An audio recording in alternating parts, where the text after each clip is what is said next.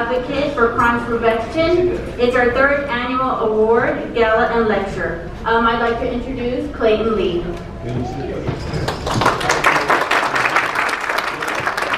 Thank you. My name is Clayton Lee. I'm a board of director for Georgia Advocates for Crime Prevention.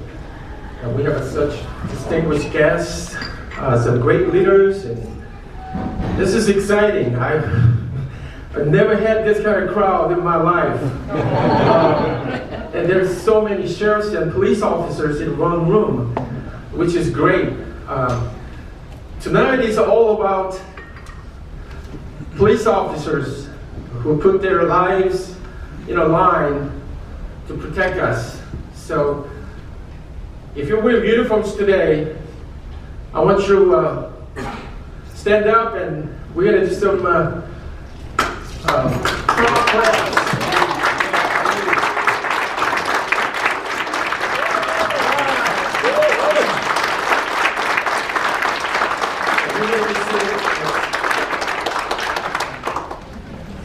Okay, let me introduce our active board of directors.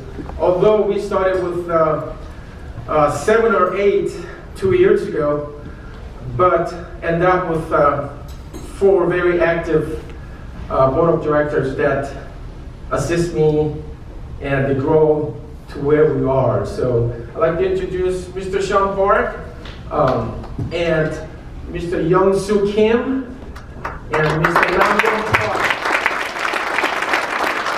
They are very busy businessmen, but they took times to do good things. So I'm very proud that they're on my team and I work with them.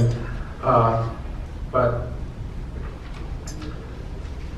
let me start the event with the opening prayer by Reverend Sam Lee.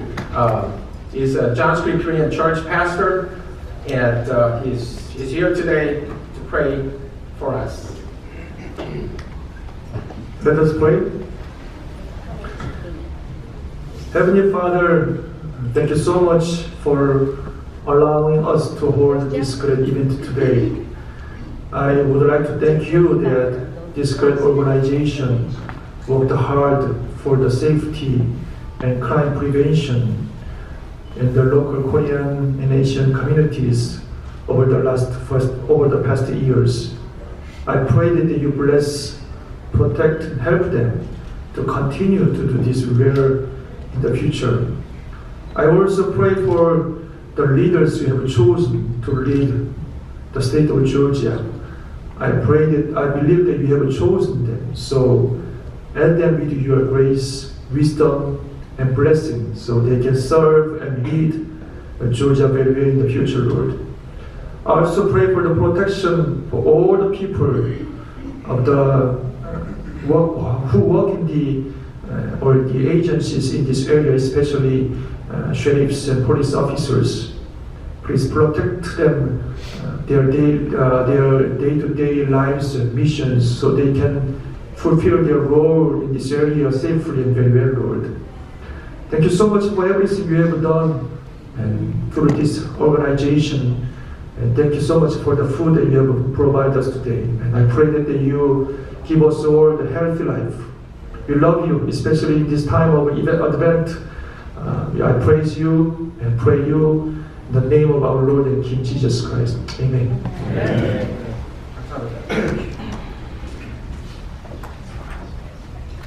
Okay, now I invite everybody to stand up and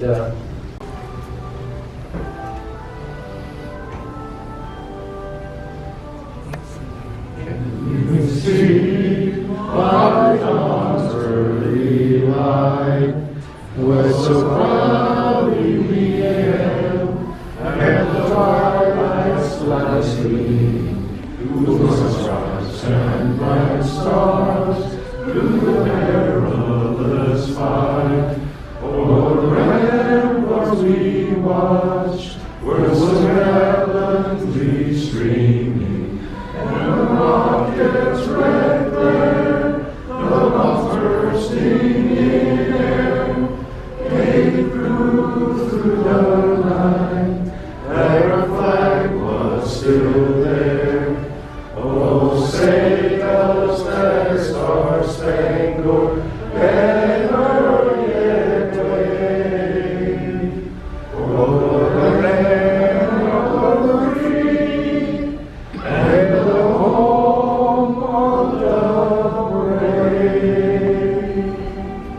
This time we would like to sing Korean national anthem.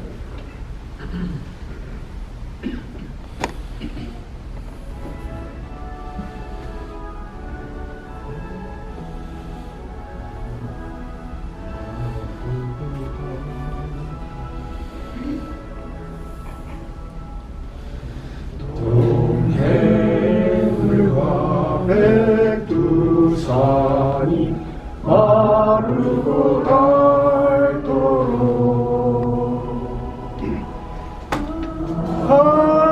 하나님이 보호하사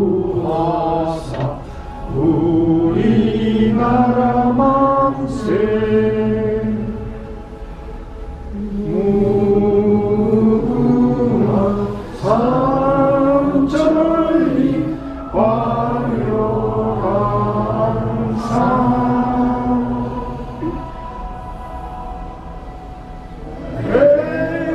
대한사랑 대하늘로 길이 보존하세.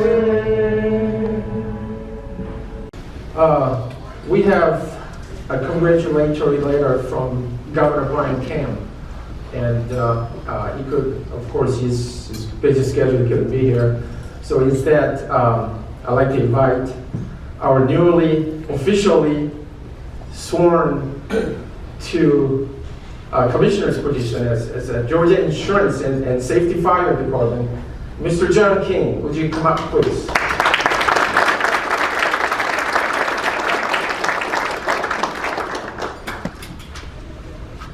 Well, thank you. It's a great opportunity. I haven't been to one of these great occasions in quite a long time since I went to work down at the state. But as a former police chief of Doraville, I just am so happy to be here celebrating with you all.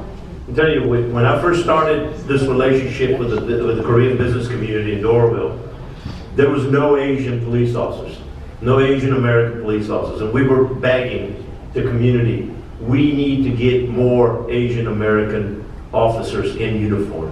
And look at this room today. My goodness, we were talking about this back in 2002 when nobody even understood the whole idea of having your sons and your daughters serving in uniform, protecting your community. I tell you, I cannot tell you how proud I am to be here with Sheriff and all these great chiefs and representing all these great agencies.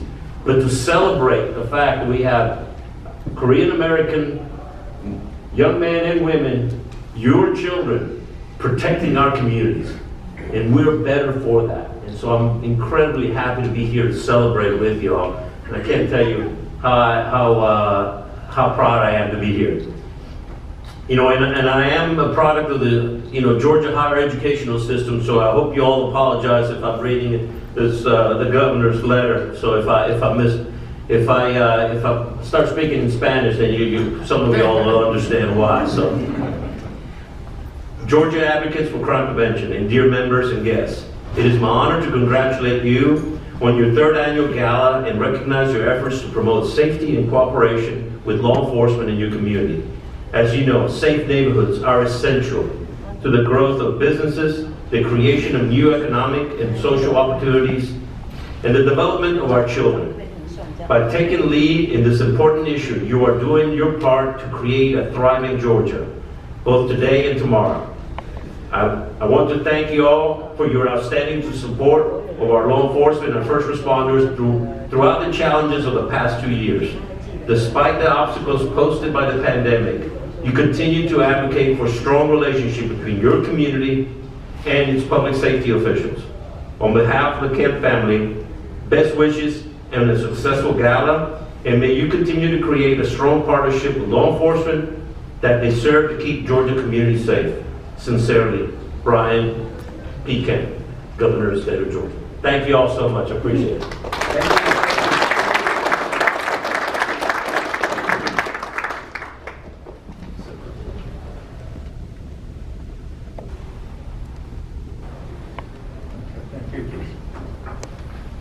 We have another great guest from the Republic of Korea, Consul General. He's with us, and he's going to do opening remarks for us.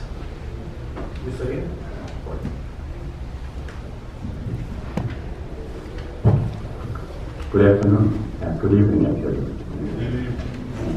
So, just I arrived here about 6 months ago, and just I'm enjoying the very warm winter weather of Georgia. And so just initially, when I just arrived here, I faced a lot of welcoming remarks and welcoming expressions from the many unfamiliar faces. So just I thought these people are really warm-hearted, and the weather also reflected that warm-heartedness, I think. Thank you for inviting me here, and just I will read the opening remarks.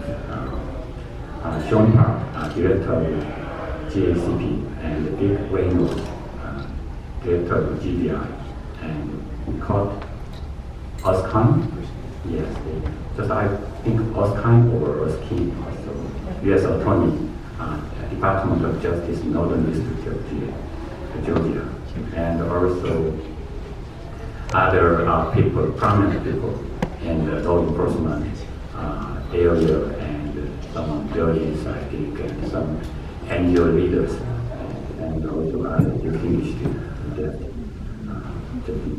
As I was introduced, I'm Yunju Park, Consul General of the Republic of Korea.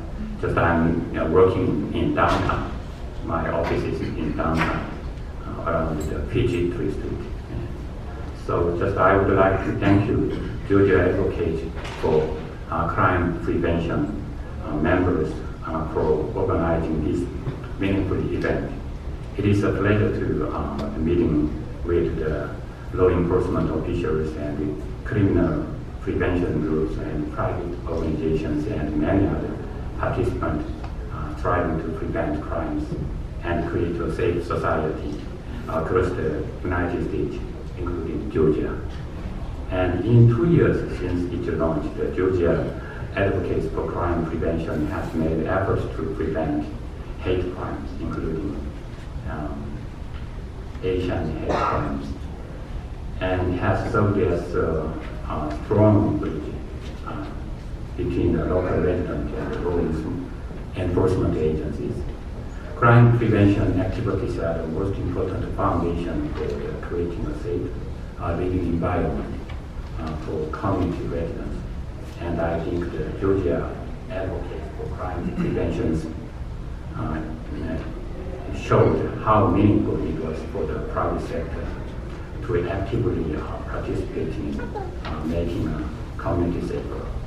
And we, including Korean Consulate, will continue to support the Georgia Advocate for Crime Prevention in its effort to create a safe community environment together with the law enforcement agencies, and serve as a medium of the communication and the trust between the citizens and those agencies. In addition, we hope that many key law enforcement officials who attended today's event will establish a closer network to enable faster communication and support in crime prevention and responses, thereby establishing a stronger security platform. Actually, I became more farsighted as I grew older. So just sometimes I make a mistake, please understand me. And once again, I would like to thank the officials, the organizers of today's event, and also I would like to thank the many people who have joined us in our effort towards a safer society. I hope that Georgia Advocates for Crime Prevention will become a strong bridge between citizens and law enforcement agencies in the future, and so that all the people, including Korean Americans living in the United States, can enjoy the safe and the secure communities. Thank you so much. God bless you. Thank you.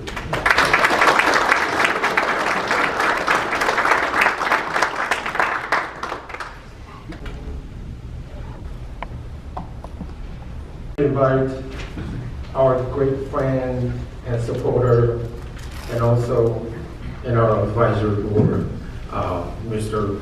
Dick Reynolds from GBI.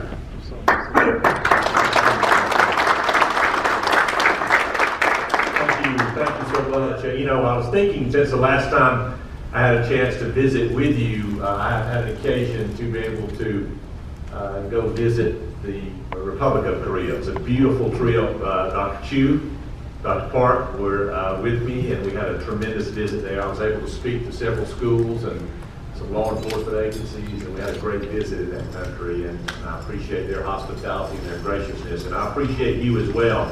I want you to know that on behalf of the GBI, we live in a great state, but despite our economic success, despite the great schools we have access to, despite the great neighborhoods we have, none of that matters if our citizens don't feel safe. They have to feel safe. What you do in partnership with law enforcement helps us achieve that goal. We often have a saying that in order to defeat the network of criminals, our network needs to be bigger and stronger. And we make that network not only with partnerships with each other as law enforcement, but partnerships with the private sector as well. So on behalf of the GBI, and I'm sure I speak on behalf of law enforcement in this room, let me just take a moment to thank this agency, to thank the board for what you do. Your support of not only the Bureau, but your support of federal, state, and local law enforcement. You continue to fight to help us prevent crime, to make our citizens safe, and to make your community safe as well. So again, thank you for what you do. God bless. And if we can ever help you at the GBI, please don't hesitate to call on us. Thank you so much. Thank you so much. For our appreciation. Thank you. We're doing a small flag.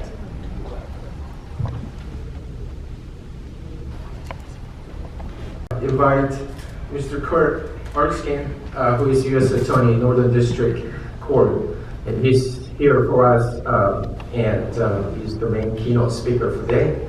So please welcome.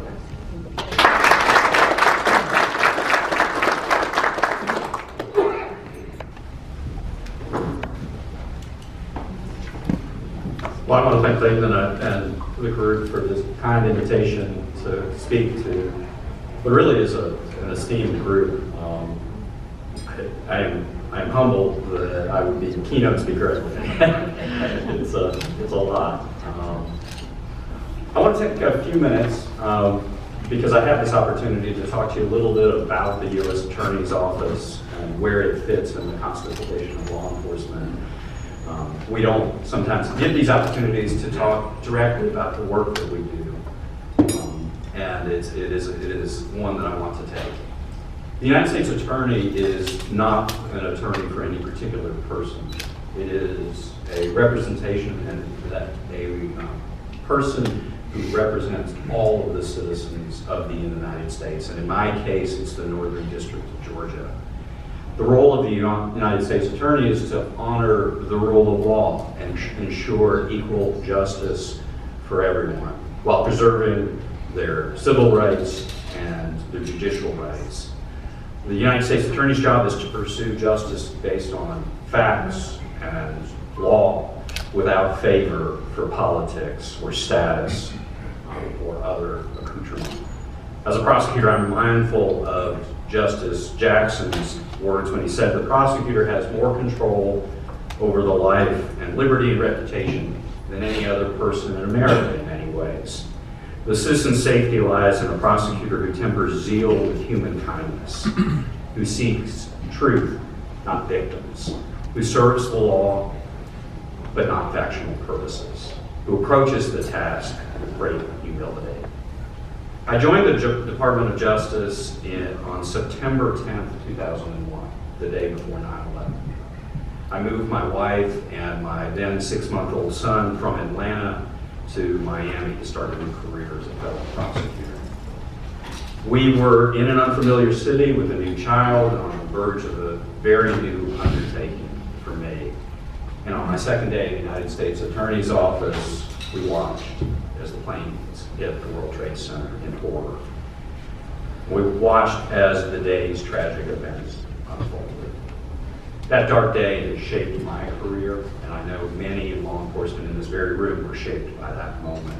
It has instilled in me a desire for public service, above all, and good and honest service to the community in which I serve. Let me talk a little bit about the Northern District of Georgia, in my office in particular.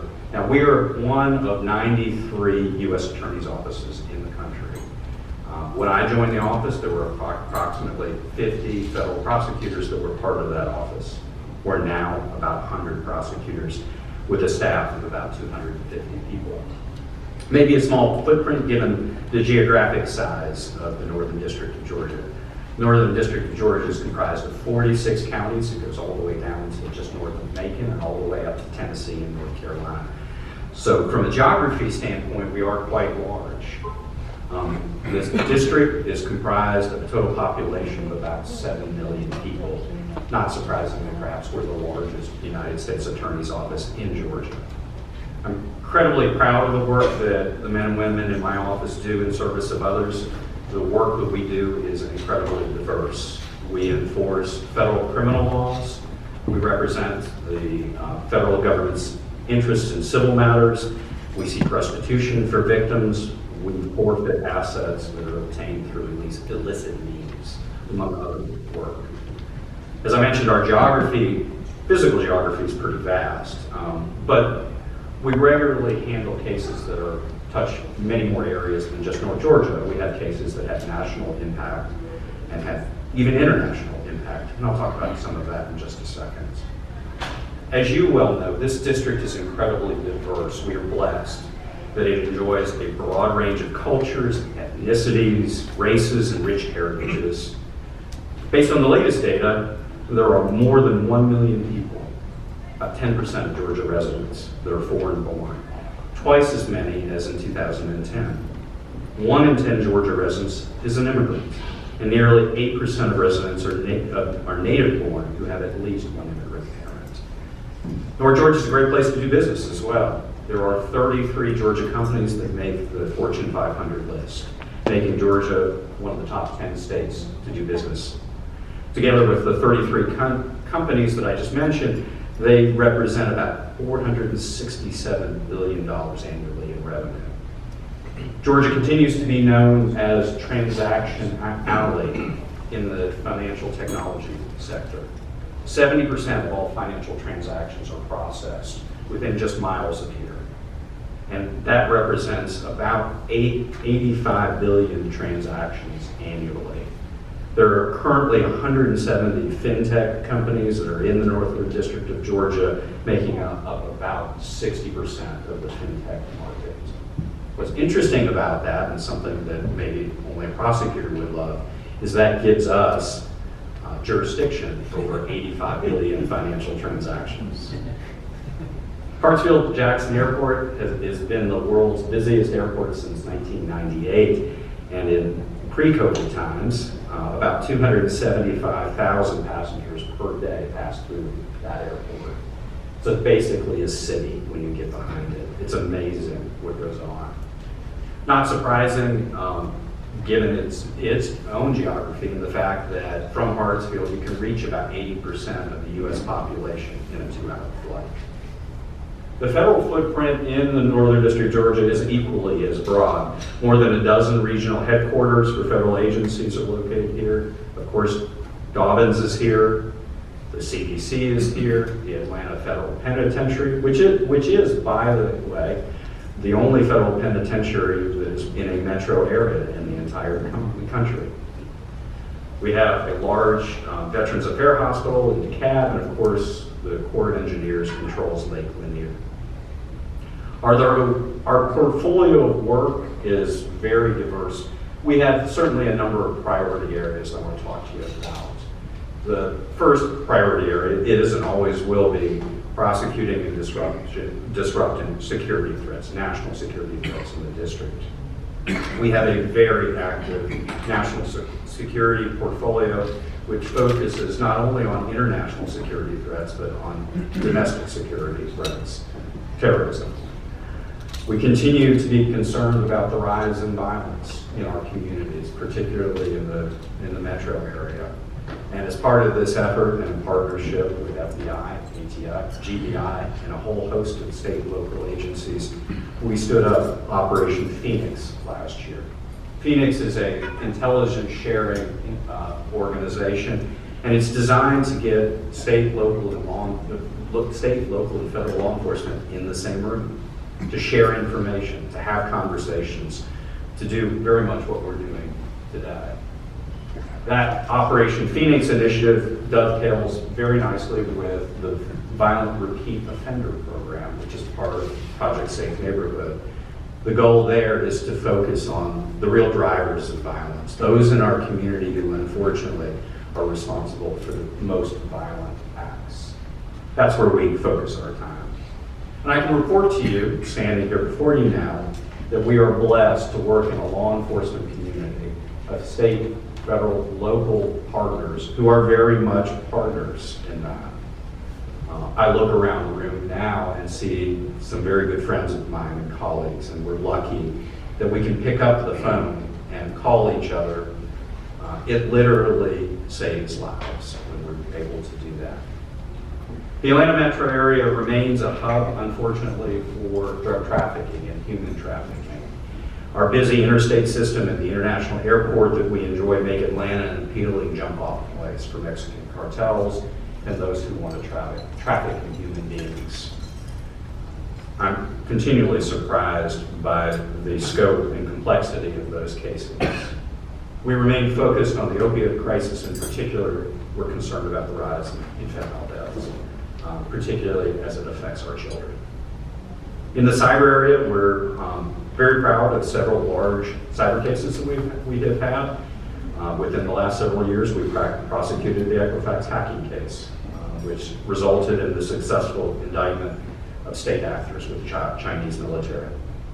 And as COVID relief funds and CARE Act funds have made their way into our community, the fraudsters have also found them as well. And so our complex fraud section is very busy in that space as we are seeing bad actors divert much needed resources away from the people who need them and the businesses that need them to their own devices.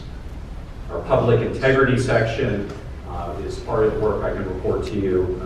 They have a number of very large cases. We will go to trial in 2022. We had a very successful prosecution last year of a state insurance commissioner, and we will. The City of Atlanta cases are beginning to go to trial as early as January. I want to take just a moment, if I can, and I want to speak directly to the rise of hate crime in the district and nationally. Hate rears its ugly head in a variety of ways, from online harassment to verbal threats, to church burnings, to attacks inside houses of worship, to physical assaults, and sometimes even a mass murder. All hate crimes and incidents have one thing in common. They are intended to terrorize individuals and families and communities because of their race, their religion, their disability, their sexual orientation, ethnicity, gender, or gender identity. The Department of Civil Rights Division in my office have excelled at prosecuting these cases over the decades and holding perpetrators of hate crimes accountable for their actions. It is some of the most important work that we do. We remain committed to that work, and we will continue to do it wherever we are called upon, whether it's actually taking the lead and prosecuting it or providing support to one of our law enforcement partners. We're happy to do either without ego. It is, again, very important work. To this end, the Attorney General has charged DOJ leadership, including myself, with ensuring that the department improves incident reporting, that we increase law enforcement training and coordination at all levels, and that we make better community outreach, that we're there and we're listening and we're available, so that we have relationships well before the phone rings, before there's an incident, before there's a crisis. There is no doubt that confronting hate in our community is daunting work. It's tiring, and it's sometimes never ending, but it's important work, and it's work that the men and women in my office are completely committed to. Again, thank you for this opportunity. I'm honored that you selected me to be the keynote speaker this evening.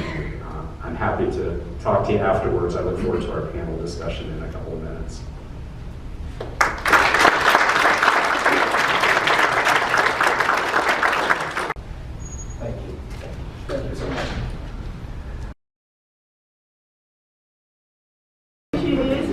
Yeah, I'm Keo Lim. I'm associate professor at the University of Alabama at Birmingham. I drove down from the Birmingham to participate in this meeting. I'm so honored to be here and giving a lecture to you. Over 30 years, I haven't taught to the students. Even I was work at the institute where we train the law enforcement officer in Texas. Yeah, I serve as a research director over there, and then I moved to the academia. So here I am. Yeah, actually, my primary research area is policing. I consider myself as a policing educator and a researcher. So I'm now very nervous because I have too many practitioners here. I'm the expert from the field, and I do have my colleague, Dr. Brian Latter and Dr. Insom Park. So yeah, hopefully I can make a good presentation today. So hate crime is not one of my primary area, but since the pandemic, it issued up right hot topic. So all of the Korean criminalities that's kind of a bit red, and then we're sorry because we did not focus on this issue much. As you could see it as Asian criminalities, studying about Asian or studying about the Korean crime issues, that is a very minor, it's not a mainstream issue. So as a scholar's perspective, it is not easy to work on the topic because we actually have to survive in academia, right, to be the productive, so publishing the journal article, but working with a very minority group, especially Asian, is not very something attractive to the journal at all. So that's why even the west and the eastern side of the city, big city, they have been working on the Asian issue, but in deep south, not many. That's why when we try to find out the resources and study about the Asian crime, and especially hate crime, we couldn't find any resources, any study needed to do it. So today, because as I told you, I'm a policing scholar, so I also, because I want to educate myself about how US police have been responded to the hate crime, especially racial-based hate crime. So I was not very knowledgeable about this topic, but I learned a lot when I studied about it. So as a citizen or a member of the Korean community and a lay person, and I kind of see that if I'm the victim of the hate crime, what I need to do, what I can expect from the police. So from that aspect, I actually searched for the information. So hopefully this information will be good for you too. So, right, you can see the monitor. Let's see. The biggest issue would be definition, right? Hate crime and hate incident, what relevant law we do have in United States. And this is the key. So you can actually divide the hate crime, not hate incident. Okay? All right. Here is some federal law. As you see, there's a very standard law, and also in 2021 May, we do have another COVID-19 Hate Crime Act. I will go the act in detail. So what will be changed? Okay. And then of course state law different. If you have time, just checking out the UJ website.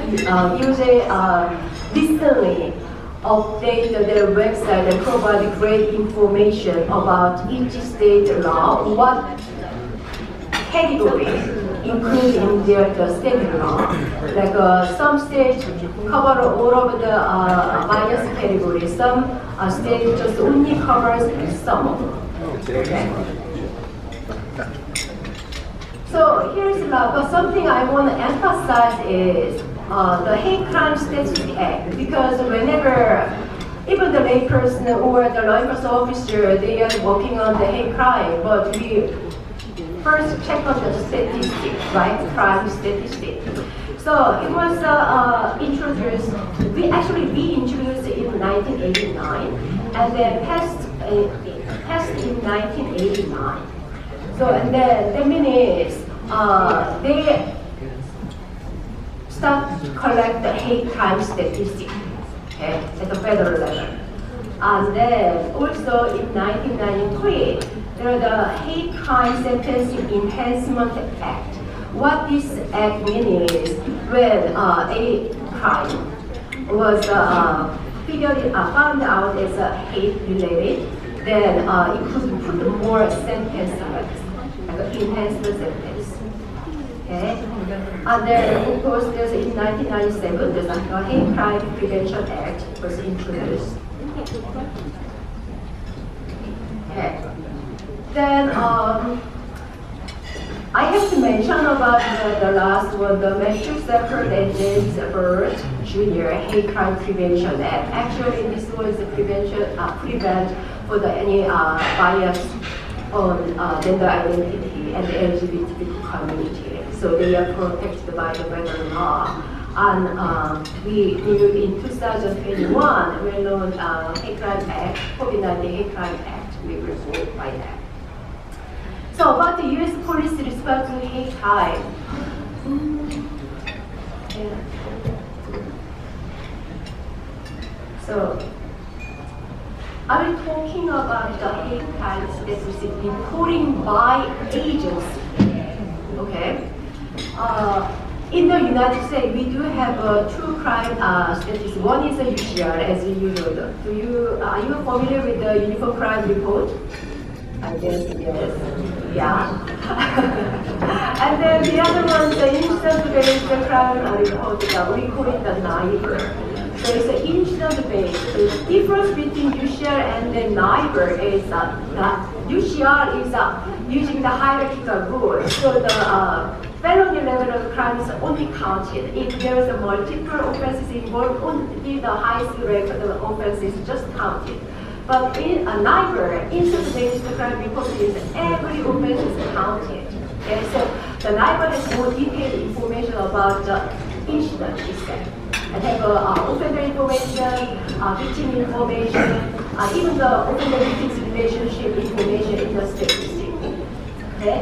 So each state has a different requirement to report the crime statistic to the FBI. So FBI handle UCR and NIBR data, right? So as you can see in the map, if you see the screen, I check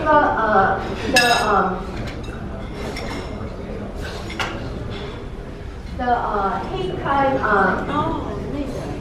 law. So if the blue color means the state has a hate crime law require data collection on hate crime. Okay, the gray color state has a hate crime law but does not require to collect hate crime statistics. Okay, and then there are 3 states where do not have a hate crime law and do not require hate crime statistics. Okay. So as you could see, the good thing is that Georgia has a hate crime law and require the hate crime statistics. Okay. Alabama, they do not require the hate crime statistics. So I compare hate crime statistics as of 1999 and then as of 2021. So are we talking about recent 2 hate crime statistics in 2019 because it was released to 2020, and then recent hate crime statistics in 2020. Okay, 2019 statistics and 2020 statistics will be released September of this year. Okay, so as you could see, as of 1999, only 41 states and District of Columbia report, and 23 states and including the District of Columbia.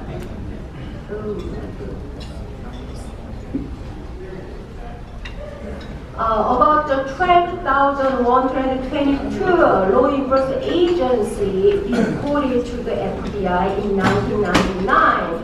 But in 2019, as you can see, the more law enforcement agencies actually report to the crime statistic to the FBI, as you could see. But you may be new. There was an issue in crime statistics. Because why I let you know about how many law enforcement agencies report to the FBI regarding the crime statistics, meaning it depends on how many agencies report to the crime. We can figure it out the crime trend, right? If not many agencies report to crime, we do not know the actual number of crime. Even this was based on the reported crime. So if it's not reported, there's a high number of hidden crime rate, right? So also another issue I figured it out when I studied this. The released information by the FBI are not very, how can I say, reliable. I'm sorry, but as I show up here, I checked the 2019 hate crime statistic in June of this year, okay? And then they report the total number of reported agents was 15,588. Okay? And then only 2,172 agencies has at least one hate crime, okay? And then, but when I checked, when everybody released the 2020 hate crime statistics the end of August of this year, I checked about the 2019 statistic, whether it stayed the same or not. Of course, as you could see, the number has been changed, right?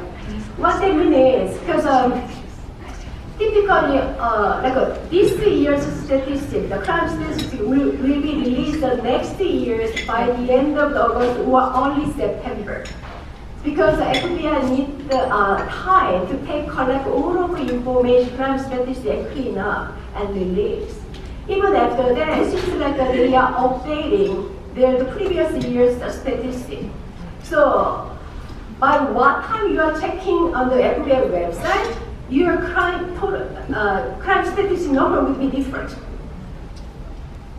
So, you cannot clearly actually, I don't think that FBI have a kind of finalized number when they release it. So even they say it's a preliminary analysis we do have, but if the numbers continuously change, as a researcher, we cannot actually rely on the FBI statistics at all to see it, right? Okay, I just provide general information over here. So then, the number in the chart of the UCR statistic, okay? But when I check the National Crime Victim Survey, it was a kind of victim surveys, okay? But about 54% of the hate crime victimization were not reported to the police. So official statistics at UCR and NIBR does not represent the actual number of hate crime, okay? So based on the National Crime Victim Survey from 2004 to 2015, the average of the hate crime victimization was 250,000. But as you could see, 54% are not reported. So the number could be doubled up, right? So let's check about how the Bureau of Justice Statistics guides for the law enforcement agency. So they actually recommend the building of the hate crime response network. So I'm not saying the police or the federal level or U.S. justice do not work on the hate crime, but they have been working on the hate crime and then trained many things and recommend many multiple good strategies to do it. But actually executing was a totally different story, right? And then even they recommend in 1997, I'm not talking about the 2020, it's coming in 1997, right? They said we need tracking hate crime. But I already showed the comparison between 1999 and then 2021 statistic there, right? But number has not been changed much. And also they recommend responding to the reported incident. But many people do not know how to respond to the reported incident. Because officers are not well trained how to respond to the hate crime incident. Okay? So, well, good thing was they want building up the hate crime response network, but it has not, seems like it's not happening much until now, right? And the cops office, like the community-oriented police this guideline, as an emphasize law enforcement training, was something like as a policing researcher, whenever something is happened, the number one is train the police. But you know what? Our police officer got a good training. Every time there's an issue, we need to train our officer more and more and more. Then our police officer do not have time to walk with on the street at all, right? So the issue would be what to train, how we can evaluate the training is effective.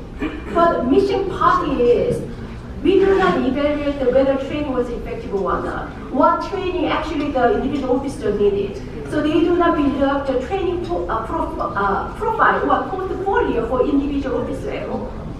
Just to put it there in set up the curriculum and then continue, let them have a continuous education, right? Keep their license or certificate reviewer. So, so but the cops office actually provide good information guideline for the different level of the officer, even the guideline for the community, even based on the age group too. But the good information I could find in the cops office website. So when they talking about the law enforcement training, number one is the lesson from the hate crime detective, a guide for law enforcement. Lesson one was report and document hate crime incidents. Okay. So guide for community spring. Also lesson one was report and document hate crime incidents. That's number one lesson. So they emphasize that reporting and documenting hate crime is a number one priority. But as I showed you in the statistics, even the city society, we don't report. Even the agency side, they do not report. Right? Even they do not document. They have not. I just want to use the past sentence. They would document, they would report the hate crime from now on. Okay? And then International Association Chief of Police Guideline for Police in 2018, they emphasize increasing community and law enforcement collaboration to address hate crime. So that means we have to work together. Police alone cannot do much. So police need the community support. And also community will need have a police support and protection, right? And then of course second one is enhancing training and education. And third one is strengthening data collection, reporting and analysis. So many lessons is emphasizing the reporting, documenting hate crime incident. It was not said hate crime, the hate crime, it said hate incident, right? So then, just the reporting, documenting, that's all, no. You have to analyze it and see what's going on in our community. So that eliminated the kind of hate crime in my neighborhood, in my community, right? And then also they emphasize improving hate incident and crime management policy and responsible law enforcement. Yeah. But what this will mean is I'm not sure whether the U.S. Department of Police agency do have some kind of guideline for police officers who are the pocket guys for how you can respond to the hate crime incident or hate crime. What would be the hotline? What kinds of information you can provide to the citizens? Okay? I'm not sure about it. And also whether there is any kind of link the citizen can report hate incident or any kinds of the resources citizens can be educated. Okay, what is incident? What is crime? What is reportable? What is not? So if I report the incident, what will happen? What will be the next step? Police officer will do it. It's something like that. But we don't have that kind of information much. Okay. And then also IACP, as I mentioned, they emphasize the role of prosecutor. So early and ongoing communication with the law enforcement officer. So what they mean is, if they do, both parties have a different opinions about the hate incident, right? Even police consider this was a hate-based crime, but prosecutor doesn't see it. Whatever reason, right? So then, nothing will happen, right? They couldn't apply the hate crime act, or they couldn't, a judge couldn't apply the hate crime enhancement sentence at all. So they have to, like police and prosecutor, they have to work together. And they make them understand. That's why the International Association of Chicago Police emphasizing the working with the prosecutor, the police agents.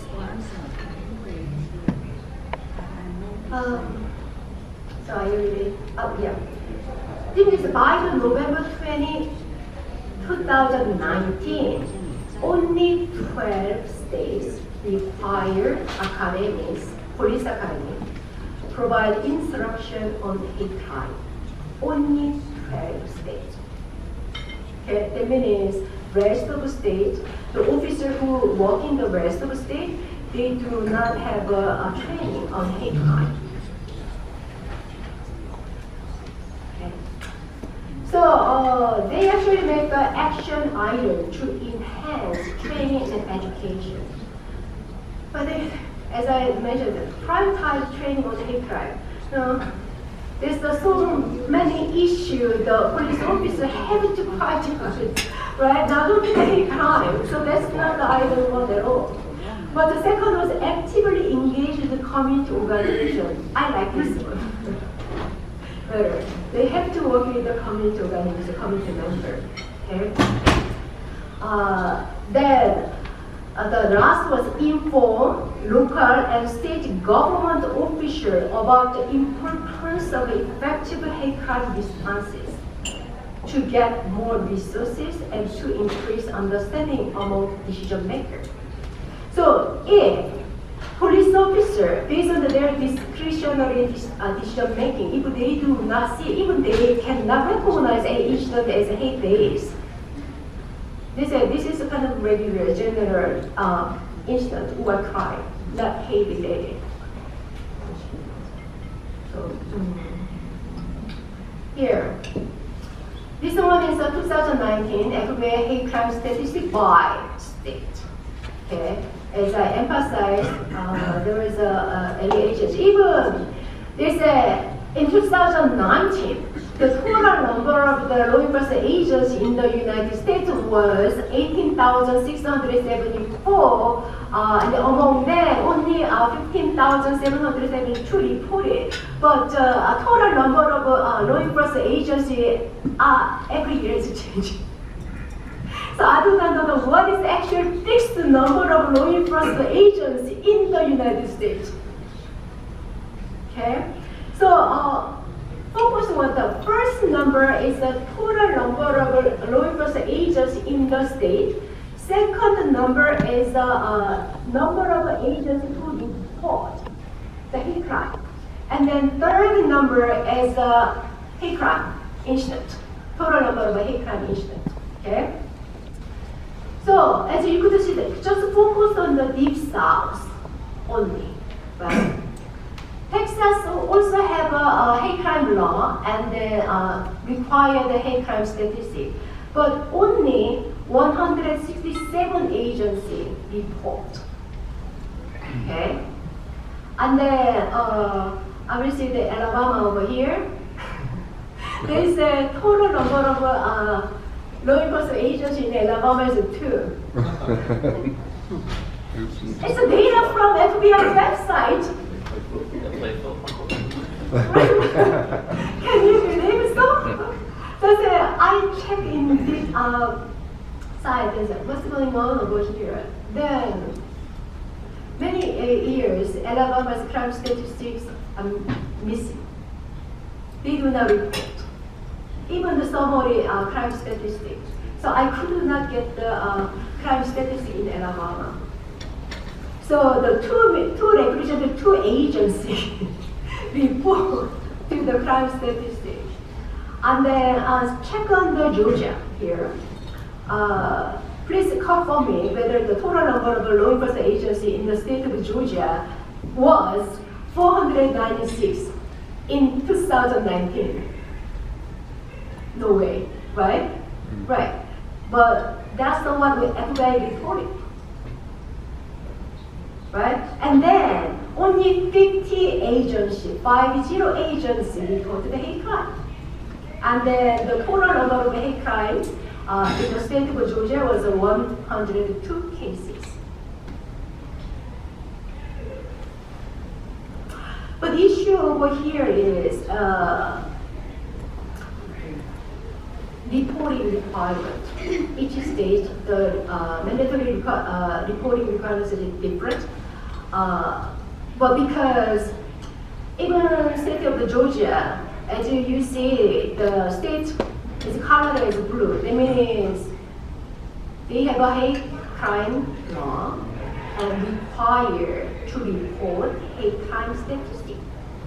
But in 2019, only 50 agencies, or I guess the 50 agencies may have at least one hate crime incident. And then the agency who report to the FBI would be 496 among some other number of agencies, right? So Deep South states are worse. You cannot get the good crime statistic.